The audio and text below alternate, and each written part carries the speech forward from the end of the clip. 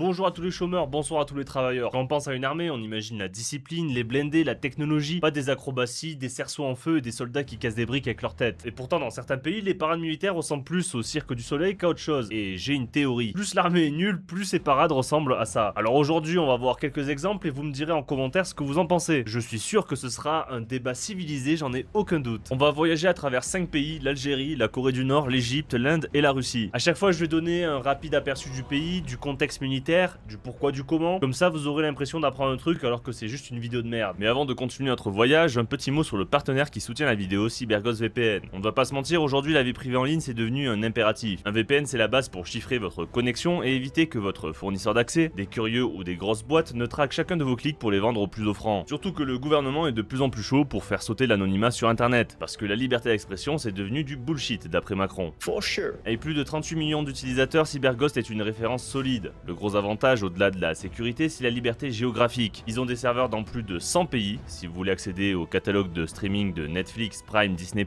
aux US ou au Japon, ou même contourner certains blocages de sites qui sautent parfois en France sans en prévenir, c'est l'outil parfait. C'est fluide, anonyme et ça marche sur tous vos appareils. Vous pouvez en protéger jusqu'à 7 en même temps. Donc vous pouvez même faire croquer des potes ou la famille. Si vous voulez tester et soutenir la chaîne, j'ai une offre assez folle via le lien en description. 2,03€ par mois avec 4 mois offerts. C'est 83% de réduction et vous avez 45 jours pour changer d'avis et vous faire rembourser.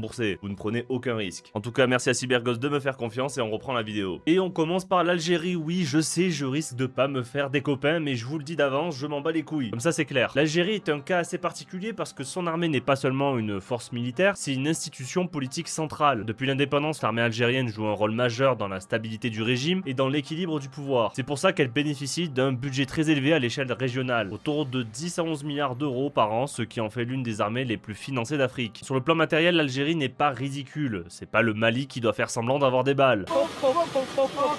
À défaut d'avoir suffisamment de munitions, Elle possède des chars modernes, des avions de combat russes, des hélicoptères d'attaque et des systèmes de défense aérienne avancés. Le problème n'est donc pas l'équipement, mais la manière dont l'armée est structurée et employée. Le modèle militaire algérien reste très marqué par l'héritage soviétique. Un commandement extrêmement centralisé, une hiérarchie rigide et une doctrine orientée avant tout vers la défense du territoire et le maintien de l'ordre intérieur. L'armée algérienne a très peu d'expérience en opération extérieure, voire aucune, ce qui fait qu'elle n'est pas vraiment prête pour ce genre de conflit, et donc forcément ça se ressent dans les parades et les démonstrations publiques. Les exercices très physiques, les roulades, les mises en scène de combats rapprochés ne sont pas conçus pour montrer une capacité opérationnelle réelle. Tout ça sert surtout à projeter une image de discipline, de virilité et de cohésion à destination de la population. En gros, les parades algériennes ne cherchent pas à impressionner un adversaire extérieur, elles cherchent à rassurer en interne, en montrant une armée forte, visible et omniprésente. C'est une démonstration symbolique. Alors pardonnez mon inculture, mais dans beaucoup de vidéos ils font ce genre de marche torse nu, on dirait qu'ils marchent pieds nus sur du sable chaud. Je faisais la même chose à 8 ans quand j'allais à la mer à Canet-en-Roussillon. Alors je sais pas l'origine de cette marche, je n'ai jamais vu rien de similaire. Je pense qu'on devrait pouvoir m'expliquer de façon civilisée en commentaire. Il y a beaucoup de kung-fu, de karaté et je pense que les Algériens ont été totalement matrixés par les films de Bruce Lee dans les années 80 et ils s'en sont jamais remis. Même quand Aisho Speed était allé en Algérie faire un tour du pays, il y avait encore des Algériens en train d'essayer de lui mettre des high kicks. Ils n'ont pas eu encore le patch des vrais sports de combat militaire. Let's go, bro. What the hell going on? What the hell going on? Ils font aussi des drills au katana, donc évidemment je me suis posé la question. Qu'est-ce qu'un art martial japonais traditionnel comme le kendo vient foutre dans une parade militaire algérienne? J'ai essayé de chercher une explication sérieuse et j'ai fouillé absolument partout et le maximum que j'ai pu faire pour trouver un lien entre le Japon et l'Algérie c'est un kebab sauce samouraï. Itadakimasu, bismillah. Salam alaikum les amis, aujourd'hui on va manger ensemble un kebab version étudiante kawaii ne, yay. Ils s'entraînent aussi au couteau, rien de choquant pour des militaires, mais je tiens à rappeler qu'on a beau troller l'Algérie depuis le début, ils ont quand même donné beaucoup de noms de techniques au couteau qui sont utilisés un peu partout dans le monde, comme le tape à une clope, vide ton portefeuille et le il m'a mal regardé. Ils ont aussi des chorégraphies de combat au corps à corps qui ressemblent à des versions Eco Plus de SmackDown vs Raw. C'est vraiment du catch en plus pourri. Tu as le coup de la corde à linge, des grosses prises en mode Triple H, un mec qui débarque en sprintant, vraiment comme à la télévision, mais sans les flammes et la musique épique. Et je comprends pas le principe, c'est du spectacle ou ils apprennent vraiment des trucs comme ça dans l'armée algérienne? Est-ce que tu crois qu'ils sont préparés à tenter des retournées dans des tranchées comme en Ukraine? Y a de quoi choquer même le mec qui pilote le drone et lui faire lâcher la manette.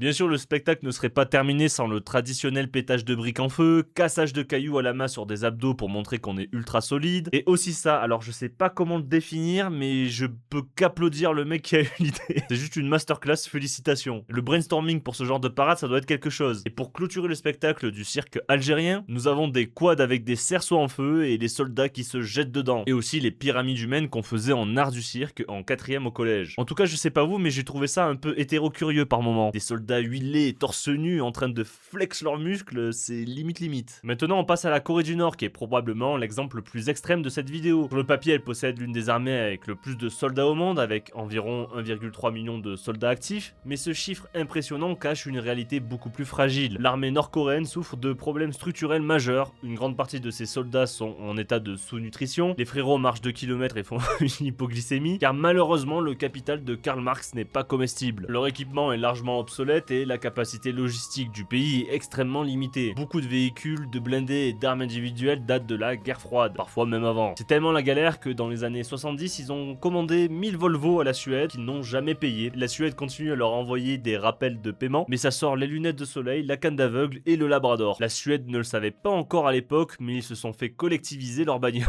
Le pays ne dispose pas de ressources économiques ni industrielles pour moderniser son armée conventionnelle et dépend fortement de la Chine. Son principal levier militaire repose donc sur la dissuasion, missiles balistiques et programmes nucléaires, mais comme pour la Russie qu'on verra à la fin, ces armes sont conçues pour empêcher un conflit total, pas pour être utilisées dans une guerre conventionnelle classique. Et comme une partie des pays de la liste, c'est typiquement un pays ultra militarisé, mais sans capacité de projection sur des conflits extérieurs. Donc les parades militaires ont plus vocation à montrer de la force à la population que de montrer la force de l'armée à l'international. Les démonstrations extrêmes, cassage de briques, acrobatie martiale, chorégraphie parfaitement synchronisée servent à compenser l'absence de modernité technologique. Elles projettent une image de discipline absolue, de détermination et de sacrifice. En Corée du Nord, la parade militaire est un outil de propagande interne. Elle ne montre pas ce que l'armée peut réellement faire sur un champ de bataille moderne. Elle montre ce que le régime veut que son peuple croit. Une armée invincible, prête à tout, même si la réalité matérielle est beaucoup plus catastrophique. Pour commencer cette vidéo de la Corée du Nord, on a carrément un warning. Attention à ne pas reproduire chez vous comme au catch à l'époque. Et bien sûr, on commence directement avec le traditionnel cassage de briques et de blocs à la main sur les abdos. J'ai l'impression que c'est incontournable. Mais les Nord-Coréens ont voulu montrer leur supériorité face à l'armée algérienne. Car ok, c'est cool de casser des cailloux à la main sur des abdos, mais tu sais ce qui est encore plus fort et cool? Avoir des lames sur tes abdos et après casser un caillou par-dessus. Ça prouve que tes abdos sont encore plus solides et montre que les soldats nord-coréens sont supérieurs aux soldats algériens. Dans cette compétition où personne n'était au courant qu'elle existait. Encore une fois, démonstration d'arts martiaux, car un soldat va bien sûr réussir à caler un coup de pied retourné dans un conflit armé, voire même le fameux Dragonfly Kick de Lee Sin dans League of Legends. La légende raconte même qu'un soldat nord-coréen est capable de traverser un tank avec cette technique ancestrale. Et info pas sûre, mais j'ai entendu une rumeur en Ukraine que les médias occidentaux essayent de cacher tant bien que mal, mais il semblerait qu'un soldat nord-coréen aurait réussi à caler une insec avec une ward sur un Ukrainien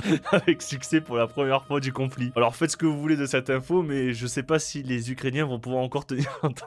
Là, on a un soldat qui se fait tabasser par des bouts de bois car c'est super important de pouvoir résister à des coups de gourdin. Comme au début d'une partie de Civilization 6, tu dois détruire le camp barbare qui menace ta cité-état pour avoir un bonus de score d'air. Même Kim Jong-un se retient de rire par moment et celui qui est à côté de lui ne sait même pas s'il doit rire ou pas pour rester en vie. Est-ce que je rigole à la blague ou en fait c'est pas une blague et je vais me faire tuer? Bref, c'est fini pour la Corée du Nord et je sais pas vous, mais je pense que l'Algérie s'est totalement fait plier dans cette compétition. Maintenant, cap sur l'Égypte qui possède l'une des armées les plus financées du Moyen-Orient avec l'Algérie. Chaque année, elle reçoit environ 1,3 milliard de dollars d'aide américaine. Alors on va expliquer rapidement comment et pourquoi les Américains se retrouvent à payer 1,3 milliard tous les ans à l'Égypte, même si c'est pas un cadeau. En gros, en 1967, pendant la guerre des 6 jours, Israël affronte l'Égypte, la Syrie, la Jordanie et va les malaxer. Je dirais même leur pétrir le cul. L'Égypte se fait écraser, son aviation est détruite en quelques heures, elle perd le Sinaï et son armée s'effondre. C'est une humiliation totale. Mais en 1973, lors de la guerre du Kippour, l'Égypte prend sa revanche symbolique contre Israël. Elle les surprend, traverse le canal de Suez, détruit la ligne Bar-Lev qui était un système de fortification israélienne jugé imprenable. Ils détruisent aussi plusieurs avions grâce à du matos russe et aussi pas mal de blindés. C'est la première fois qu'Israël subit autant de pertes face à une armée arabe. L'Égypte ne gagne pas la guerre, mais elle lave l'humiliation de 1967. Et Et c'est ce qui permet ensuite les accords de Camp David. Les États-Unis financent massivement l'armée égyptienne pour garantir la paix avec Israël. Mais c'est pas spécialement un cadeau, car forcément si tu ne respectes pas les conditions d'utilisation de l'oncle Sam, tu vas te faire taper sur les doigts et tu ne recevras plus les pièces de rechange pour ton matériel. Mais l'Égypte ne dépend pas uniquement des États-Unis, elle achète aussi massivement français, Rafale, frégate Frem, corvette Gowin et continue d'acheter aussi du matériel russe pour la défense aérienne, les hélicoptères et certains blindés. Cette sorte de pizza à l'ananas schizophrénique où t'achètes du matos à tout le monde n'est pas débile, c'est même très intelligent. Le régime égyptien prend le meilleur de chaque fournisseur, l'aide US avec comme contrepartie de pas attaquer Israël, la qualité de l'armement français sans trop de conditions chiantes, mais aussi l'absence de conditions politiques venant des Russes qui s'en battent les couilles du respect démocratique et qui ne trouvera pas un prétexte pour bloquer l'export d'armes dans le futur. L'Égypte fait donc le choix de manger à tous les râteliers, d'acheter du matos au bloc ouest, mais s'assure de bons liens avec la Russie au cas où le bloc ouest déciderait un jour de foutre des sanctions, car l'Égypte n'est pas trop fan de valeurs démocratiques. En tout cas sur le terrain l'armée est énorme, mais la performance opérationnelle n'est pas vraiment incroyable. La campagne du Sinaï en est l'exemple typique, des années de lutte contre des groupes armés relativement faibles pour des résultats qui montrent le manque de coordination et l'héritage d'une structure militaire plus politique qu'opérationnelle. Et c'est souvent le cas dans les pays arabes. L'armée a un trop gros rôle politique dans les pays et le dernier truc dont t'as envie c'est que ton armée soit dirigée par des politiciens. Car s'il y a bien une constante à travers le monde, c'est que les politiciens feront toujours de leur mieux pour prendre les pires décisions. Et on retrouve du coup forcément le même type de parade que pour toutes les autres armées qu'on a vues jusqu'à maintenant. Dans un pays où l'armée est aussi un acteur économique et un pilier du régime, les défilés servent d'abord à montrer la force de l'État, pas la cohérence tactique de l'armée. C'est une communication politique. Et il y a des points très similaires à l'Algérie, on dirait que c'est les mêmes organisateurs qui sont occupés des parades des deux pays. Ou peut-être ils se partagent les secrets car c'est quasiment la même chose mais avec un peu plus de budget. Je suis tombé sur de très longues minutes, je dirais même interminables, d'Égyptiens huilés en train de flex leurs muscles immobiles sur des véhicules. On les parade comme des plats de sushi dans les restos asiatiques sur les tapis roulants. Et encore une fois, deuxième vidéo, il y a sa version YMCA, car soyons honnêtes 2 secondes, c'est aussi très hétéro-curieux. Ça fait partie du top 5 des trucs les plus gays que j'ai vu de ma vie, et être gay ne fait même pas partie du top 5. Il y avait des mèmes à l'ancienne qui tournaient car au Japon ils avaient eu un délire à un moment avec des catcheurs gays et ça me rappelle un peu tout ça. Fuck you. Ah, fuck you, Leatherhead.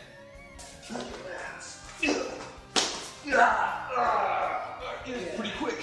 Après quand t'as pas la dissuasion nucléaire, je me demande si on peut pas faire mieux que ça. Qui a envie de se risquer à envahir l'Égypte en voyant un tel spectacle? Imagine si tu te fais attraper par un soldat égyptien. Est-ce qu'il va te badigeonner de baby hall comme P. Diddy et te faire des choses qui apparaîtraient dans les mails d'Epstein? Je suis totalement horrifié à l'idée. Après on a le droit à un flash mob de burpees, de double pompe, car deux mecs qui font des pompes assemblées c'est plus impressionnant, de ce que je crois comprendre. Ils s'emboîtent 8 genêts pour faire du sport. On a même le droit au Human Centipede des pompes. Il y a aussi un camion salle de muscu parce que pourquoi pas, on n'est plus à ça près. Ils ont tous le camo marsupilami, ils font des acrobaties, des pompes, des burpees, des tractions, des abdos et je sais même plus si c'est une parade militaire ou une compétition de crossfit. Et Bollywood peut prendre des notes, les Indiens n'ont qu'à bien se tenir avec les séquences suivantes. Ils ont une démo où un soldat utilise la danse du limbo pour passer en dessous d'un blindé, grimpe à l'arrière du véhicule et jette une grenade à l'intérieur car bien sûr les mecs du blindé ont laissé le toit ouvrant car il faisait trop chaud. On est en Égypte après tout. Et ensuite ils sautent comme ça en des pics parce que le véhicule va bien sûr exploser. Michael Bay n'a qu'à bien se tenir. Et là je suis un peu perdu, je ne sais plus quoi faire. Quel est le meilleur soldat? Le nord-coréen, l'algérien ou l'égyptien? Pour moi le nord-coréen reste le plus impressionnant jusqu'à maintenant. Et je suis obligé de mettre les soldats égyptiens au-dessus des soldats algériens pour la scène du limbo pour esquiver un blindé avant de jeter une grenade dans le toit ouvrant. Et maintenant on va en Inde qui possède aujourd'hui l'une des armées les plus importantes du monde avec environ 1,4 million de soldats actifs. C'est une puissance militaire majeure dotée de l'arme nucléaire, d'un programme spatial avancé et d'une industrie de défense en pleine montée en puissance. Mais cette armée gigantesque est aussi marquée par un problème. Elle a énormément d'ambition, mais ses ambitions sont freinées par la réalité de leur matériel. Pendant longtemps, l'Inde a massivement dépendu de l'Union soviétique puis de la Russie pour son équipement militaire. Résultat, une grande partie du parc terrestre et aérien est vieillissant. Beaucoup de chars T-72 ont plus de 40 ans. Certains avions ont été modernisés plusieurs fois. Bref, du matos qui devrait être en maison de retraite à regarder les feux de l'amour, mais qu'on maintient en soins palliatifs pour les faire fonctionner. Un énorme problème aussi en Inde, c'est la logistique qui reste extrêmement lourde, lente et bureaucratique. Et un grand classique, la corruption. Le système de caste fait que c'est pas forcément les truites les plus oxygénées du bassin qui sont au poste important. Mais pour le matos, ils ont commencé à acheter ailleurs qu'en Russie. L'Inde a profondément changé de stratégie depuis une dizaine d'années et cherche désormais à diversifier ses fournisseurs. Et la France est devenue l'un de ses partenaires militaires les plus importants. Les ventes du Rafale à l'Inde ont marqué un tournant. La France est perçue comme un partenaire fiable, technologiquement avancé et surtout moins contraignant politiquement que les États-Unis, tout en étant plus moderne que la Russie sur certaines parties. Mais tout ça permet à l'Inde de moderniser progressivement son armée, sauf que ça crée un peu une situation chelou. Des unités très modernes côtoient encore des équipements très anciens, parfois dans la même chaîne de commandement. Alors un nouveau dilemme apparaît, comment faire fonctionner ensemble les antiquités avec le matos moderne. Et c'est là que les parades qu'on va voir prennent tout leur sens. Je voulais faire une session vanne sur l'Inde au début, car sincèrement, quand tu fais aucun effort de recherche et que tu ouvres les vidéos sans avoir de contexte, tu te demandes mais qu'est-ce que c'est que ce bordel? Mais le Republic Day en Inde, l'équivalent de notre 14 juillet, n'est pas juste une parade militaire. C'est un mélange entre démonstration d'armée, carnaval culturel et exposition universelle roulante. Tu peux passer d'un missile balistique à un char en papier mâché sur l'agriculture durable et écologique en 30 secondes. Puis t'as un véritable tank qui se fait suivre par une statue qui tient du fric dans sa main avec un QR code. T'as du folklore, j'imagine, religieux. Donc c'est vrai que quand tu recherches les parades militaires indiennes, en t'attendant à un truc plus ou moins classique et tu te retrouves à voir des figures en moto, tu te demandes si tu t'es trompé de vidéo. J'ai déjà payé 5 balles pour voir un spectacle similaire avec des gitans sur un parking à Perpignan qui faisaient des tours de crosse dans un cercle de la mort, avec un mec en fond qui hurle « C'est mardi, maximum de fun ce soir !»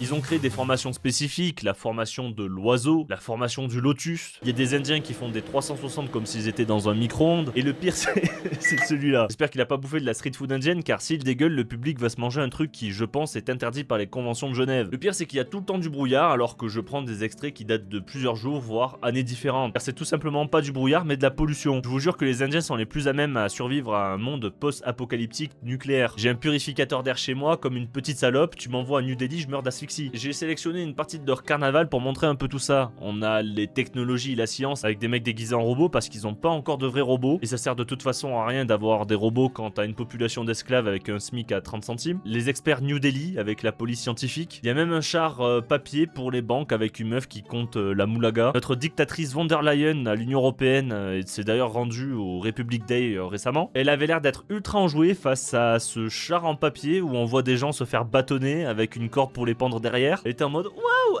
est-ce qu'on peut faire la même chez nous? Et on a le ministère de l'énergie, c'est un bordel, on comprend rien à ce putain de char en papier. Il y a des éoliennes, des panneaux solaires alors qu'ils utilisent encore du charbon, et un homme en poule, c'est vraiment kitsch. Et on va finir sur la Russie, et par rapport à beaucoup de pays de cette vidéo, ce n'est pas une armée de clowns. Ils ont du matériel, de la technologie avancée, un arsenal nucléaire massif, des missiles intercontinentaux, des sous-marins stratégiques. Sur le papier, c'est l'une des puissances militaires les plus dangereuses du monde. Le problème, c'est qu'ils se sont préparés très sérieusement à une guerre qui n'est jamais arrivée. Toute la doctrine militaire russe depuis la guerre froide repose sur la dissuasion. L'objectif n'est pas de gagner une guerre classique, mais d'empêcher qu'elle commence. Ils ont littéralement un bouton capable d'anéantir un pays, voire plusieurs, en quelques minutes. Sauf que ce bouton, personne ne peut l'utiliser, parce que l'utiliser, c'est déclencher une guerre mondiale. Donc dans le monde réel, ces armes sont politiquement inutilisables. Résultat, malgré une avance technologique énorme sur le papier, la Russie est obligée de mener une guerre conventionnelle en Ukraine. Infanterie, artillerie, logistique, coordination, et c'est là que les problèmes apparaissent. Et la flotte russe illustre parfaitement ce paradoxe. En mer Noire, l'Ukraine, qui n'a quasiment pas de marine de surface et ne l'utilise même pas comme telle, a réussi à couler ou endommager une partie importante de la flotte russe avec des missiles et surtout des drones navals. Le croiseur Moskva, navire amiral de la flotte, a été coulé. Et symboliquement, c'est très fort car c'est le plus gros navire russe perdu au combat depuis la Seconde Guerre mondiale. Mais ce qui est encore plus révélateur, c'est que la Russie perd aussi des navires sans même l'intervention ennemie directe. Leur unique porte-avions, l'amiral Kuznetsov,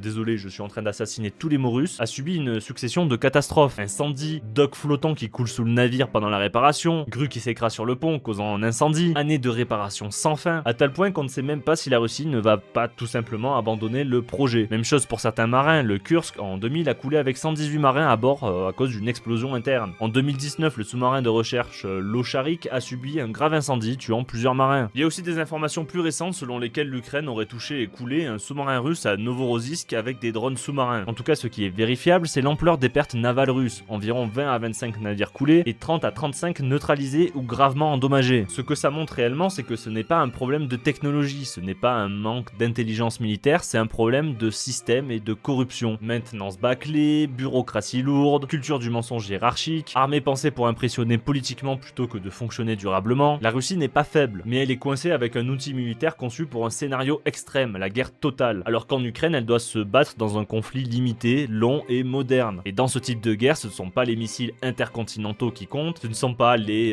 je ne sais combien de centaines de bombes nucléaires, mais la logistique, la coordination et la maintenance. Et la capacité bien sûr à ne pas perdre ses propres engins avant même que l'ennemi les touche. Et pour passer au react, ce qui me fume, c'est vraiment les commentaires sous les vidéos de Spetsnaz. Ça marche vraiment sur les abrutis. Les mecs sont admiratifs de mecs qui jonglent avec des flammes et qui cassent des briques, alors qu'il suffit d'aller dans une rave party pour voir voir des hippies faire ce genre de clownerie. Et tu peux faire traverser un mur à un craquette pour juste un paquet de clopes. Avec une cartouche, tu peux même peut-être leur mettre un coup de pare-choc avec ta bagnole. Il y a rien d'impressionnant à ça. Alors, je ne sais pas comment la Russie a réussi à avoir une sorte de soft power d'hommes forts, virils, au point que des mecs sont en admiration totale sur toutes les conneries qu'ils peuvent faire. Car les Russes pourraient chier dans leur main et le jeter sur des passants que des types sur internet diraient qu'ils sont des alphas, car ils se comportent comme des macaques. Hashtag return to monkey. Ils pourraient faire juste n'importe quoi, qu'il y aurait des mecs prêts à les sucer sur internet. Je pense qu'une énorme partie de mecs qui sont encore pro-russes se sont juste fait one shot par la photo de Poutine en train de chevaucher un ours à l'époque. Beaucoup de gens ont encore ce fantasme de la Russie à droite. Oui, c'est un vrai pays traditionnel, Poutine est contre la décadence occidentale, contre le big order, le world order, je sais pas quoi, les reptiliens mes couilles. Et d'ailleurs, la propagande va dans ce sens, mais la réalité est tout autre. En vrai, tous les problèmes qu'on pourrait trouver chez nous sont équivalents, voire pire là-bas. 78% de taux de divorce. Alors va trouver ta tradwife Jean droitardé là-bas, tu vois. Le mariage a pas le temps d'être fini, elle a toujours pas enlevé la robe, qu'elle est déjà, on va dire, à la mairie en train de faire valider par papier d'avocat, on va dire, le divorce. Bon, après, je jette pas tout sur les femmes parce que j'avais vu énormément de stats qui disaient que c'était aussi parce qu'en fait, il y a tellement de maris alcooliques qui servent à rien, qui sont drogués, etc. que aussi, depuis que, on va dire, le divorce est accepté dans la société, beaucoup de femmes sont libérées de l'emprise de ces maris alcooliques. Mais ça montre très bien que la situation du pays n'est pas aussi idyllique qu'on laisse le croire. Ils ont aussi une immigration incontrôlable venant d'anciens satellites de l'URSS, ce qui crée des tensions ethniques et rixes entre ces populations. Comme j'ai dit, il y a énormément de taux de chômage, de l'alcoolisme, et maintenant la guerre qui a pas dû faire du bien. Mais waouh, Poutine est le basé parce que il y a pas de gay pride en Russie. Alors c'était une petite aparté à la con, je pourrais faire une vidéo entière sur le sujet, mais beaucoup de personnes sont restées bloquées en 2010 sur l'image qu'ils ont de la Russie. Il faut juste se mettre à la page. Alors j'ai pas une haine farouche contre les Russes, je suis pas devenu zelinskiste mes couilles, sauf que j'ai du mal à comprendre cette vision pro-russe qui se base quasiment que sur des mensonges. Mais pour revenir à notre sujet à la con, je suis quand même obligé d'être honnête 2 secondes. Actuellement, seulement 2 armées au monde sont vraiment préparées pour les nouveaux types de conflits de cette décennie et des prochaines, l'Ukraine et la Russie. Il n'y a que ces 2 pays actuellement qui ont pris de plein fouet la révolution de la guerre avec des drones et qui ont dû adapter leur façon de fonctionner face à cette nouvelle technologie. Et je le dis clairement, j'espère qu'en France, nos généraux ne font pas une sieste et prennent des notes, car si on ne s'adapte pas à ce genre de conflit, on va être déclassé et totalement impuissant si ça nous tombe sur la gueule. Il y a eu un drill récemment passé à la télé et j'espère que c'était juste de la propagande pour la télévision et les boomers, car c'est fini ce genre d'escouade ultra rapprochée. Un drone à 1000 balles et il y a plus personne. Et je vous invite d'ailleurs à voir une vidéo de Code Reno sur le sujet qui en parle, car récemment il y a eu un exercice de l'OTAN contre l'Ukraine, justement portant sur, on va dire, cette nouvelle type de guerre avec des drones, et plusieurs escouades de l'OTAN se sont fait totalement décimées par une escouade ukrainienne. Avant de partir, n'oubliez pas de checker le lien en description pour CyberGhost VPN, c'est 83% de réduction et 4 mois offerts pour sécuriser votre navigation et débloquer tous les catalogues de streaming dans le monde entier et contourner les géoblocages. Testez-le sans risque avec la garantie de 45 jours. Bref, en tout cas, ce sera tout pour cette vidéo. Dites-moi ce que vous en pensez en commentaire. Est-ce que plus une armée est nulle, plus leur parade ressemble à du cirque ou pas? Est-ce que vous avez des exemples supplémentaires ou des contre-exemples? Peut-être qu'on a une armée de clowns professionnels qui serait capable de conquérir le monde. Et j'imagine bien que l'espace commentaire ne va pas être une guerre totale ou une partie de risque tout simplement. Bon, sinon on se dit à une prochaine fois pour une nouvelle vidéo. Bonne journée à tous les chômeurs, bonne soirée à tous les travailleurs, salut mes potes. Ah oui, juste avant de me record, j'ai vu cette vidéo de l'armée turque passer sur Twitter. J'ai pas le temps de faire des recherches supplémentaires, mais attention les Turcs, hein. Si vous continuez à faire des trucs comme ça, Istanbul va se rappeler Constantinople dans quelques générations. Que je vous y reprenne pas.